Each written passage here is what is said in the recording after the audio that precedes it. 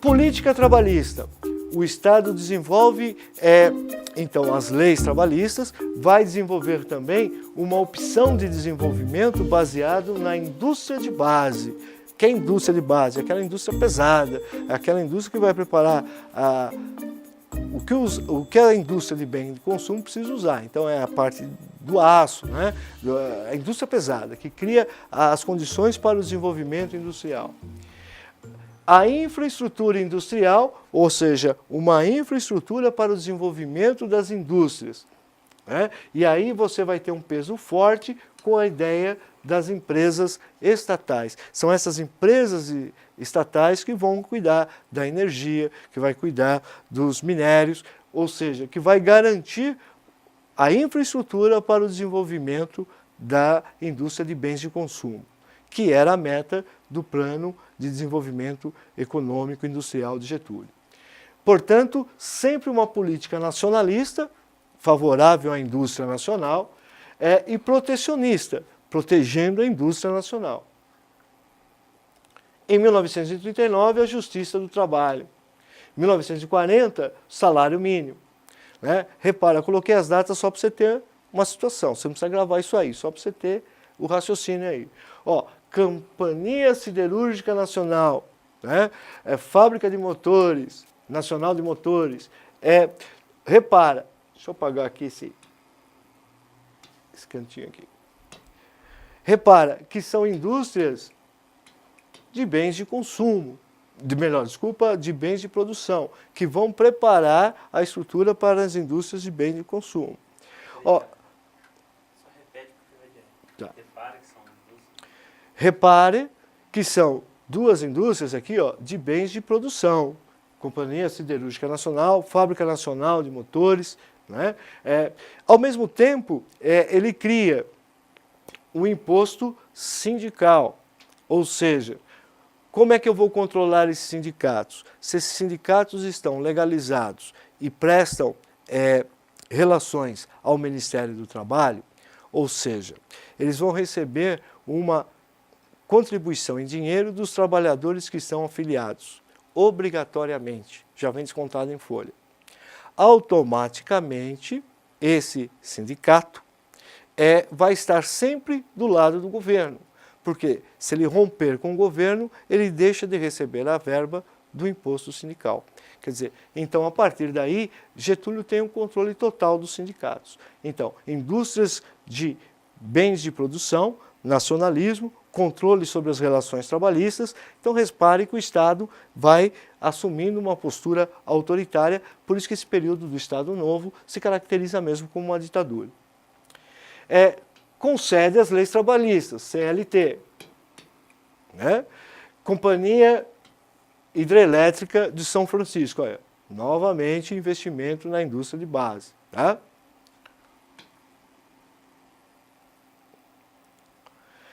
Quando chega 1939 até 1945, nós temos lá a Segunda Guerra Mundial que você estudou. O Brasil, durante a fase inicial da guerra, Getúlio se simpatizava com os regimes totalitários, mas dependia também de boas relações com os Estados Unidos, que estavam combatendo esses regimes totalitários na Europa. Lembra? Ora, Getúlio procura ficar, a princípio, isso não é comigo, não está acontecendo comigo. Né? Isso é lá fora, entre os caras lá fora. Até que os Estados Unidos pressionam o Brasil. Ó, tudo bem, você mantém aí um Estado totalitário, autoritário, o Estado Novo, no entanto, você necessita do meu dinheiro. Então, se você quiser continuar recebendo dinheiro para desenvolver hidrelétrica, para desenvolver siderúrgica, você tem que me ajudar na guerra contra a Alemanha, contra a Itália. Quer dizer, o Brasil, então, vai enviar para esses países, para combater lá na Europa, esses países autoritários, ao lado dos aliados, a FEB, Força Expedicionária Brasileira, né? E a vitória dos aliados em 45 vai provocar uma grande contradição no Brasil. Imagine você que volta a FEB, né, os pracinhas, a força expedicionária depois da guerra, recebida com festas. Por que estamos comemorando? Porque derrotamos o nazismo na Alemanha e o fascismo na Itália, que eram regimes ditatoriais, contra a democracia. E o Brasil? Não vivia um regime autoritário? Essa contradição foi decisiva para se ampliar uma oposição a Getúlio. Essa oposição vai articular uma tentativa de tirar Getúlio do poder. Getúlio, então, quando percebe que está sendo ameaçado por essas forças políticas, o que ele faz? Ele prepara a sucessão eleitoral de 1945, faz uma reforma constitucional, mas espera aí que ele não vai dar ponto sem nó. Promove a abertura política, né? E aí você tem a volta dos partidos políticos, né? União Democrática Nacional, uma elite no Brasil contra Vargas. A UDN, você vai ouvir falar disso lá na frente. A UDN, União Democrática Nacional, parte da elite contra Vargas. O Partido Comunista Brasileiro reaparece e aí Luiz Carlos Prestes já está solto e vai ser o principal líder desse partido. Getúlio, no entanto, funda um partido que deveria ser o seu sucessor, que é o PSD, Partido Social Democrático, não é? Com o apoio de uma elite pró-Vargas, ou seja, que apoia Getúlio Vargas. No entanto, o candidato desse Partido Social Democrático é Eurico Gaspar Dutra, um ex-ministro de guerra de Getúlio. Mas, ao mesmo tempo, no meio trabalhista, surgiu o PTB, PTB que existe até hoje, Partido Trabalhista Brasileiro. Com aqueles sindicatos pelegos eram aqueles sindicatos que apoiavam Getúlio.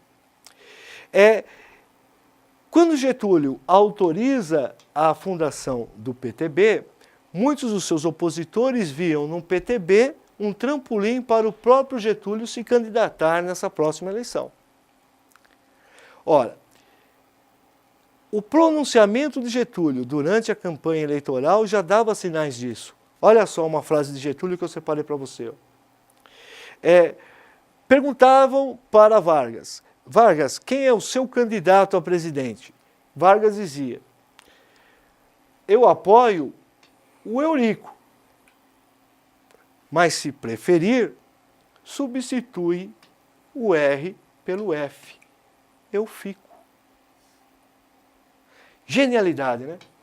Olha, já dava sinais de que poderia assumir a candidatura também nesse processo eleitoral. Isso apavorou os seus opositores, que então se veem ainda mais apavorados, encurralados, quando os sindicatos, que eram ligados ao PTB, começaram a desenvolver a campanha queremista, ou queremismo, queremos Getúlio.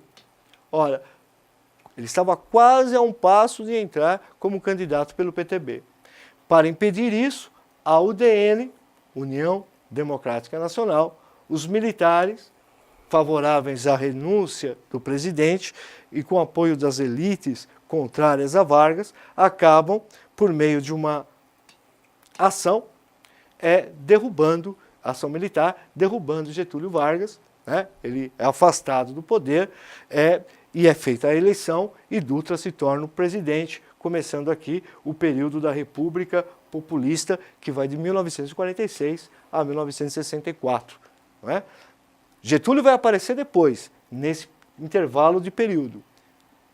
E aí você não pode confundir. O segundo governo Vargas vem bem depois da era Vargas. Tá? Começa em 51. Só que em 51, Getúlio volta o quê? Eleito pelo povo, nos braços do povo, através do voto para presidente da República. Então teve o governo Dutra e depois do governo Dutra, o próprio Getúlio volta eleito pelo povo. Apelo popular. Retorno daquela política de trabalhismo, de controles de sindicatos, de concessões a direitos trabalhistas e, ao mesmo tempo, de uma política de desenvolvimento industrial nacionalista. Merece destaque o Plano Laffer, merece destaque a criação do Banco Nacional de Desenvolvimento Econômico. É o Estado assumindo a função de gerar o desenvolvimento econômico através de financiamento para projetos industriais, principalmente. E a criação da Petrobras, olha aí, em 1953. Durante o governo anterior do Dutra, os operários tiveram danos do ponto de vista da remuneração, do ponto de vista de inflação, uma vez que Dutra fez uma política totalmente contrária a Getúlio, abriu o país ao capital estrangeiro, fez uma aliança dentro da Guerra Fria com os norte-americanos. Quer dizer, então houve uma série perda de salários, perdas salariais dos trabalhadores brasileiros e que havia uma pressão muito grande dos sindicatos com a volta do Dr. Getúlio. Está aqui, ó. O cara só de olho, ó. Dá uma olhada. Só lendo lá. Né? E Getúlio já fazendo declarações de mudar essa condição do trabalhador. Quer dizer, recuperar essas perdas salariais. Ó, 1º de maio de 54, Getúlio concede aumento de 100% no salário mínimo. É o pai dos pobres mesmo, hein? Você nunca viu uma dessa, hein? 100%, amigo. 100% de aumento. Sabe quem era o ministro do trabalho dele? João Goulart. Você vai ouvir falar dele quando a gente for falar lá do golpe militar de 64. A UDN de Carlos Lacerda, jornalista do Rio de Janeiro, aquela mesma UDN que conspirou contra Getúlio no fim do Estado Novo, começa novamente um plano de conspiração. Carlos Lacerda queria ser o próximo presidente. Então o que ele começa a fazer? Uma campanha difamatória através da mídia contra o governo de Vargas. Não é?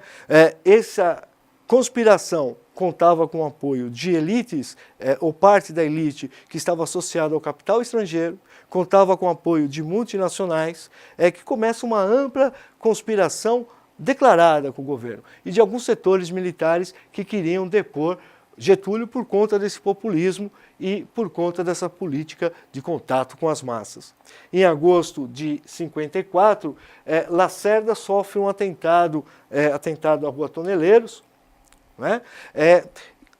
Em que ele não morre, ele fica ferido, mas ele sobrevive, mas quem morre é quem o acompanha, o major da aeronáutica, Rubens Vaz, né, que acaba falecendo nesse atentado, e obviamente vão tentar ligar esse episódio da Rua Toneleiros, que você vai ver lá no filme do Tony Ramos, pode assistir o filme, que olha, é show de bola o filme.